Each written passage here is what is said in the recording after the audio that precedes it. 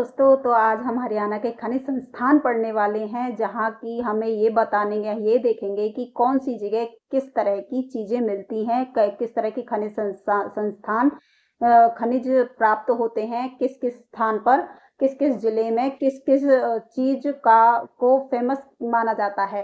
ठीक है, तो हम इन खनिजों के बारे में आज बात करेंगे हरियाणा के। आज बहुत ही छोटी सी क्लास होने वाली है, लेकिन इम्पोर्टेंट क्लास है। आपके एग्जाम नजदीक आ चुके हैं, हरियाणा ग्रुप डी और एचटेट का एग्जाम आपका बहुत ही नजदीक आ चुके हैं। तो प्लीज पढ़ लीजिए, नोट्स बना लीजिए और पूरा वीडियो देखा कीजिए जो समझ में आए।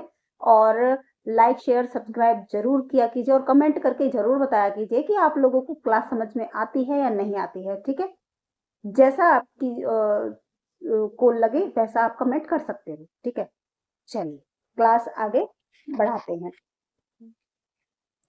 अच्छा, रेवादार चूना।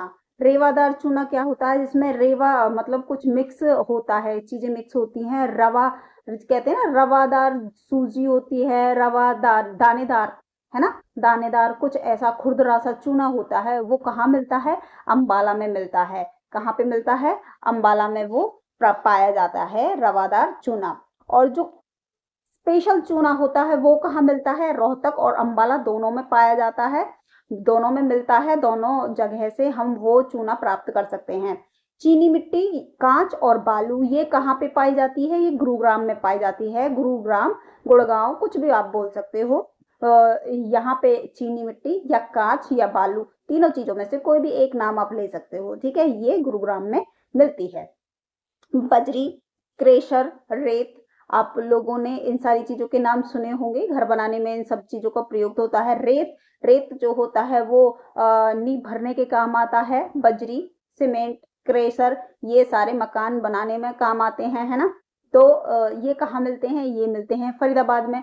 स्लेट पत्थर, आपने देखा होगा जब हम छोटे थे, बहुत साल पहले स्लेट पे हम लिखते थे, नोटबुक में नहीं लिखा जाता था, छोटे बच्चे पहले स्लेट पर लगते थे। तो वो स्लेट का पत्थर कहाँ प्राप्त होता है? कुंडग्राम, जो रेवाड़ी में मिल पाया जाता है। मतलब सॉरी, जो रेवाड़ी में है कुंडग्राम को, गुरुग्राम गुरुग्राम में मिलता है स्लेट पत्थर। कहाँ? रेवाड़ी गुरुग्राम में ये स्लेट पत्थर पाया जाता है। कहाँ पाया जाता है? रेवाड़ी गुरुग्राम में ये पाया जाता है। शोरा, ये कहाँ मिलता है? ये मिलता है हिसार में। कहाँ पे मिलता है?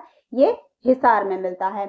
लोहा, मैग्नीज, जो लोहे की चीजें होती हैं, मैग्नीज जो चुंबक होती है, वो कहाँ मिलती है? वो भिवानी में पाई जाती है। लोहा तो आप सब जो लोग जानते हैं, मैग्नीज, मैग्नेट में सारी चीजें, ये मैग्नीज ये कहाँ मिलता है? ये भिवानी में पाया जाता है। ग्रेनाइट जो पत्थर होता है, जो हम ग्रेनाइट का पत्थर अपने स्लैब वगैरह में लगाते हैं, घरों में लगाते हैं, ग्रेनाइट का पत्थर लगता है, तो वो कहाँ मिलता है? वो भिवानी में पाया जाता है, भिवानी में मिलता है, भिवानी से प्राप्त कर सकते हैं। और महेंद्रगढ़ में भी ये मिलता है। डोलोमाइट, ये भी एक प्रकार का पत्थर होता है, ये भी अंबाला और महेंद्रगढ़ में मिलता है। तांबा, तांबा एक धातु होती है, ये कहाँ मिलता है? ये भिवानी और महेंद्रगढ़ दोनों में मिलता है। टंगस्टन टीन, ये भी धातु है। ये जो टीन है, या इसको टंगस्टन बोल लो, ये कहाँ मिलता है? तोशाम में मिलता है। कहाँ पे मिलता है? तोशाम में ये मिलता है। हिलना पत्थर कलियाना में मिलता है। कहाँ पे मिलता है? कलियाना में, जो कहाँ है? चरखी दादरी में है। ठीक है, हिलना पत्थर कहाँ मिलता है? चरखी दादरी के कलियाना गांव में मिलता है। शेष सभी जो खनिज संस्थान है, उस चीजें हैं, वो ज्यादातर कहाँ पाई जाती हैं? वो महेंद्रगढ़ में पाई जाती है। महेंद्रगढ़ एक ऐसा जिला है जहाँ पे एक से अधिक जो खनिज चीजें हैं, खनिज संसाधन हैं, वो मिलते हैं। तो सर्वाधिक खनिज उत्पादन वाला जिला कौन सा माना जाएगा? महेंद्रगढ़ माना जाएगा। ये अगर आपके एग्जाम में क्वेश्चन आ जाए कि सर्वाधिक खनिज संसाधन वाला जिला कौन सा है, तो महेंद्रगढ़ आपको टिक कर देना है, क्योंकि सबसे ज्यादा खनिज संसाधन वहीं पे हमें मिलते हैं। कहाँ पे? महेंद्रगढ़ में। तो ये छोटी सी क्लास थी, इंपॉर्टेंट क्लास थी, छोटे छोटे इंपॉर्टेंट ये पॉइंट्स थे, इन सबको आप नोट कर लेना। सारी पीडीएफ आप लोगों को टेलीग्राम चैनल पर मिल जाएगी। अगर आपको टेलीग्राम चैनल का लिंक चाहिए तो चैनल के डिस्क्रिप्शन में जाइए, वहां पे आपको लिंक मिल जाएगा, क्लिक करिए और डायरेक्ट आप टेलीग्राम पर पहुंच जाएंगे, उसको ज्वाइन कर लेंगे। ठीक है, चलिए मिलते हैं नेक्स्ट क्लास में, तब तक के लिए धन्यवाद।